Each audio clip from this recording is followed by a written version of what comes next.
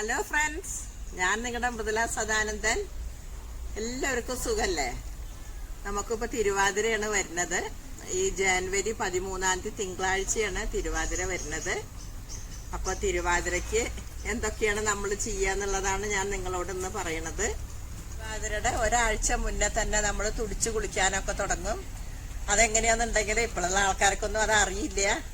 പിന്നെ രാവിലെ നമ്മൾ 4 മണിയുടെ മുന്നേട്ട് എഴുന്നേറ്റ്, അത് പോണേക്കാളും മുന്നേ നമ്മൾ വീടൊക്കെ അടിച്ച് തുടച്ച് വൃത്തിയാക്കിയതിന് ശേഷം എല്ലാവരും കൂടി, സ്ത്രീകളെല്ലാവരും കൂടി കുളിക്കാൻ കുളത്തിലേക്ക് പോയിട്ട് ഇങ്ങനെ വെള്ളത്തിൽ ഇങ്ങനെ തുടിച്ച് കുളിക്കണതാണ് ഈ തിരുവാതിര കുളി എന്ന് പറയുന്നത്.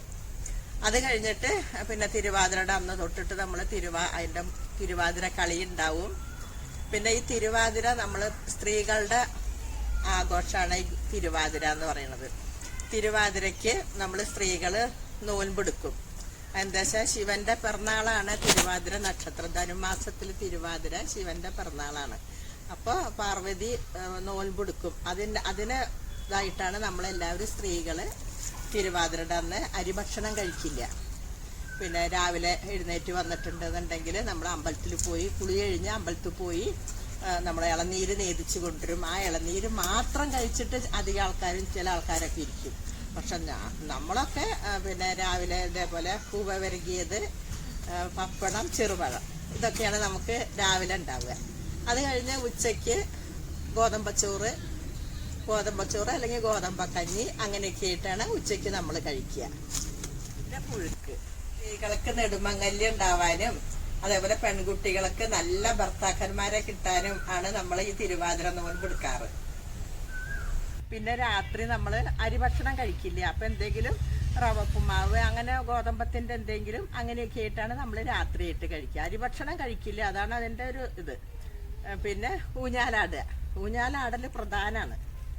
പിന്നെ അതേപോലെ വെറ്റില മുറുക്കുക, 101 വെറ്റില മുറുക്കണം എന്നാണ് പറയുക. പക്ഷെ 101 മുറുക്കിയിട്ടില്ലെങ്കിൽ നമ്മൾ ആ ആചാരത്തിന് വേണ്ടിയിട്ട് ഒരു 1, 2, 3 വെറ്റിലയൊക്കെ മുറുക്കും. പിന്നെ തിരുവാതിര കളി, പാതിരാപ്പൂവ് ചൂടല്. പിന്നെ തിരുവാതിരയുടെ അന്ന് രാത്രി നമ്മൾ ഉറക്കമൊഴിക്കണം എന്നാണ് പറയുക. അമ്പലങ്ങളിലൊക്കെ അന്ന് ഉറക്കമൊഴിക്കാൻ വേണ്ടി പല പരിപാടികൾ ഉണ്ടാവുകയും ചെയ്യും. അതെല്ലാം നമുക്ക് പോകാൻ പറ്റില്ല. നമ്മൾ വീട്ടിലിരുന്നിട്ട് തന്നെ നമ്മൾ നാമം ജപിക്കണവരാണെങ്കിൽ നാമം ജപിക്കുക, അതെല്ലാം തിരുവാതിര കളിക്കുക. അങ്ങനെ ഓരോരോ ഭഗവാനെ വിചാരിച്ചിട്ടുള്ള ഓരോ കാര്യങ്ങളൊക്കെ ചെയ്യും. തിരുവാതിര കളിക്കാം. അങ്ങനെ പല പരിപാടികളുമാണ് ഇങ്ങനെ നമുക്ക് ഈ തിരുവാതിരയ്ക്ക് വേണ്ടി ചെയ്യണത്. അപ്പൊ ഇന്ന് ഞാൻ നിങ്ങൾക്ക് തിരുവാതിര തുടിച്ചുകൂളിയാണെന്ന് ഞാൻ കാണിക്കണത്. കുളത്തിൽ പോയി ഞങ്ങളൊരു അധികം ആൾക്കാരെ കൂട്ടണം എന്നാണ് ഞാൻ വിചാരിച്ചത്. പക്ഷെ കിട്ടിയില്ല. അപ്പൊ ഞങ്ങൾ 3 ആൾ തന്നെ ഉള്ളൂ. അപ്പൊ ഞങ്ങൾ ഇപ്പൊ അതിൽ തിരുവാതിര കുളിയും തുടിച്ചുകൂളിയും കൂടി ഞാനിതിൽ കാണിക്കുന്നുണ്ട്. അപ്പൊ നമുക്ക് എന്നാലും കുളത്തിലേക്കൊക്കെ പോയാലോ?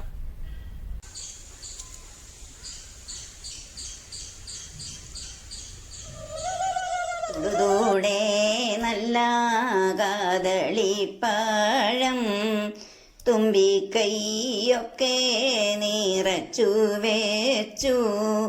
തിരുവാഴ പിള്ളിൽ ഗണപതിയെ ഞാനീതാ ശ്രീപാദം കൈതൊഴുന്നേൻ.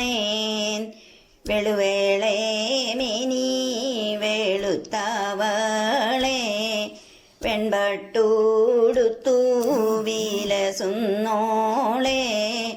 പുസ്തക കെട്ടുണ്ടൊരു കരത്തിൽ പൊന്നേഴു താണിയും കൈപിടിച്ച് എൻ്റെ സാരസ്വതി തമ്പുരാട്ടി ഞാനീതാ ശ്രീപാദം കൈതൊഴുന്നേ.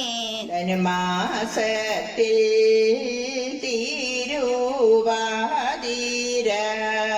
ഭഗവാൻ തൻ്റെ തിരുനാളാണ്.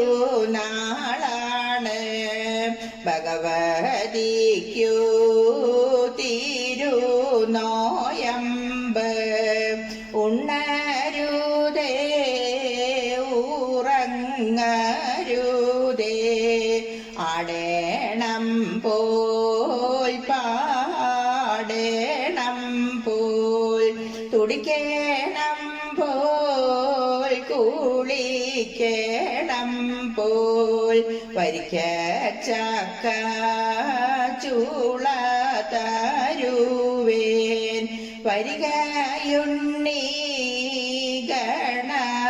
ഗണപതിയേ വരിനെല്ലിൻ്റെ ആവിൽ തരുവേൻ വരികയുണ്ണീ ഗണപതിയേ കൊട്ടത്തേങ്ങ പൂൾ തരുവേൻ വരികയുണ്ണീ ഗണപതിയേ തെച്ചിക്കൂല പൂത്തരുവേൻ വരികയുണ്ണീ ഗണപതിയേ പിച്ചകമുല്ല എരിഞ്ഞ് തറയന്മേൽ കയറുന്നു മങ്കമാർ പൂവറുക്കാൻ പൂവറുത്തൊന്നു മുടിയിലും ചൂടിക്കൊണ്ടൊന്നര വട്ടക പൂവറുത്തു പൂവറുത്തിടുന്ന മങ്കമാരെ നിങ്ങൾ ഞങ്ങൾക്കൊരു മാല കിട്ടിത്തരൂ ഇന്നത്തെ പൂവ് പഴം പൂവായി പോയി നാളത്തെ പൂ കൊണ്ട് മാല തരാം